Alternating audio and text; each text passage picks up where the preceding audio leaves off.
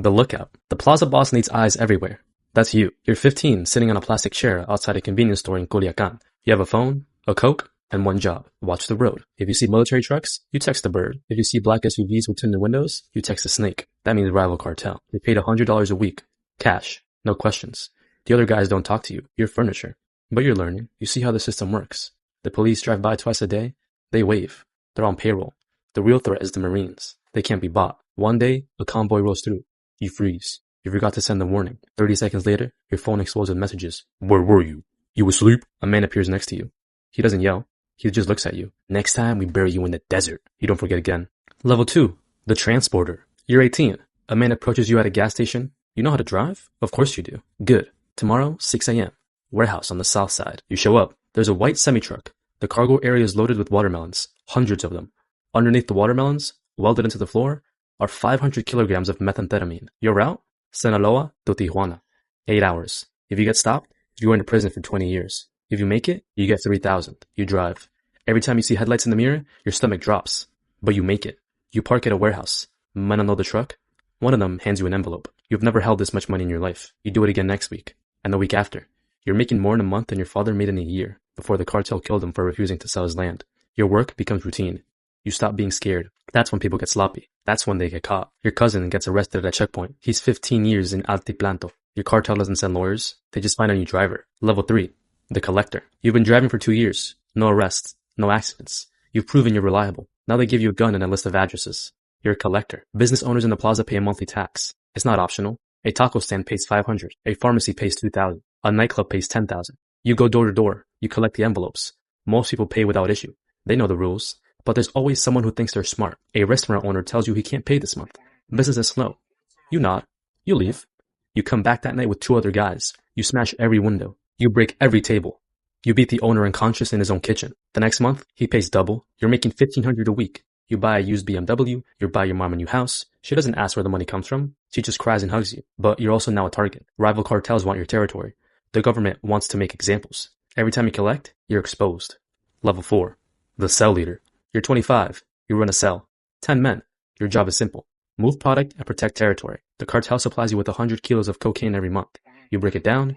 You sell it to distributors. You send the money up the chain. You keep 10%. That's $50,000 to $100,000 a month in your pocket. You're also responsible for security. If CJNJ decides to try to move into your plaza, you respond with violence.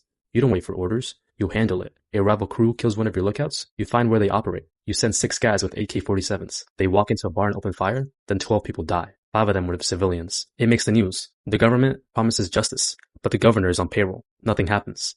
You're living well. You have a house with a pool. You have a girlfriend who thinks you own a construction company. You have respect. But you're also managing chaos. Your men are young and stupid. They get high on their own supply. They start fights. They attract attention. You have to discipline them. Sometimes that means a beating. Sometimes that just means a bullet. And the pressure from above is constant. The regional boss wants more money. Always more. If you don't deliver, you're replaced. And replacement is permanent. Level 5. The regional operator. You control a city now. Maybe it's Reynosa or Nuevo Laredo. You have 5 cell leaders reporting to you. You manage the supply, the distribution, and the violence. Your meetings are in a safe house that change every week. You arrive in armored SUVs. You have bodyguards. You carry a gold-plated pistol you've never actually fired. Your job is to think strategically. The plaza boss wants to expand into a neighborhood state. You plan the operation. You identify the weak points in the rival cartel's territory. You bribe local police to stand down. You coordinate the assault. 30 of your men roll into the town at 3 a.m. They kill the rival cell leader and his crew. They hang bodies from a bridge with the message, "This plaza belongs to Sinaloa." You also manage the money. Millions of dollars flow through your hands every month. You can't deposit in a bank. You launder it. You buy restaurants, car washes, construction companies, legitimate businesses that hide illegal profits. You're making $200,000 a month. You have properties in 3 states. You have a wife and kids who live separately from your work life. You tell them you're an import/export guy. They don't ask questions, but the walls are closing in. The DEA has your phone tapped. You know this because your lawyer told you. So you communicate through messengers. You meet in person. You speak in code. You're also fighting a 2-front war. The government wants you arrested. Rival cartels want you dead. And ambitious men in your own organization want your position. You sleep 4 hours a night. You trust no one completely. Not even your brother. Level 6. The plaza boss. You run the state. Shipment, every murder, every bribe goes through you. You have 500 men working under you. You generate $20 million a month for the cartel. But you're a ghost. The public doesn't know your face. You don't do interviews. You don't appear in photos. You live in a compound in the mountains. 20-foot walls. Armed guards. Attack dogs. Your work is politics. You negotiate with other cartels to avoid unnecessary wars. You meet with governors and generals. You don't threaten them. You make them offers. A suitcase with $2 million, a share of the profits, a piece of the empire. Most of them take it. The ones who don't, they get exposed.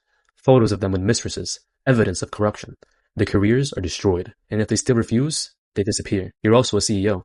You manage logistics on a massive scale, cocaine from Colombia, precursor chemicals from China, marijuana from the mountains, heroin from poppy fields. You coordinate shipments across continents. You manage tunnels under the border. You manage submarines. You manage drones. You're making $1 million a month personally, but money's just a number on a screen. You have everything you could want and nothing you actually need. You can't go to your daughter's quinceañera. That's too dangerous. You can't visit your mother's grave. Snipers might be waiting. You live in a golden cage, and the paranoia is eating you alive. Your head of security might be working for the DEA. Your accountant might be skimming. Your right-hand man might be planning a coup. You execute 2 of your men based off suspicion alone. Better be safe than sorry. Level 7.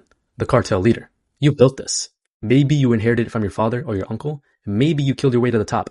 Either way, you're the boss now. Your organization moves 100 tons of cocaine a year. You have cells in 15 countries. You have politicians in 6 states under your control. You're worth $3 billion. But your name is on every wanted list in the world. The US has 10 million bounty on you. The Mexican government has special forces hunting you. You move between safe houses every 3 days. You communicate through encrypted messages that are destroyed after being read. You've had plastic surgery twice. Your own children don't even recognize you. You meet with the leaders of other cartels. You divide Mexico like a business deal. You get Sinaloa and Sonora. They get Tamaulipas and Veracruz. Everyone makes money. Everyone stays alive, but it never lasts. Someone always gets greedy. War breaks out. Hundreds die. Towns become battlefields. And you can't stop. If you try to retire, your own people will kill you. You know too much. You're too dangerous to be left alive. You're the most powerful criminal in the Western Hemisphere. You're also the most hunted man on Earth. Level 8. Supermax. They got you. Maybe it was a raid. Maybe it was a betrayal. But you're in the cell of ADX Florence, Colorado. 23 hours a day in isolation. Concrete walls. Steel door. No windows. You'll die here. There's no escape. No bribe works. No army can break you out. El Chapo tried twice. He's in the cell next to yours now. You had billions. You had an empire. Now you have 4 concrete walls and the rest of your life to think about every person you killed to get there. Level 9. The successor. But the cartel doesn't die with you. Your nephew takes over. Or your son. Or your lieutenant. Someone always steps up. The drugs keep flowing. The money keeps moving. The bodies keep piling up. The cycle never ends. You were the king. Now you're a legend. A cautionary tale. A ghost story that parents tell their kids. This is what happens when you get too greedy. When you think you're untouchable.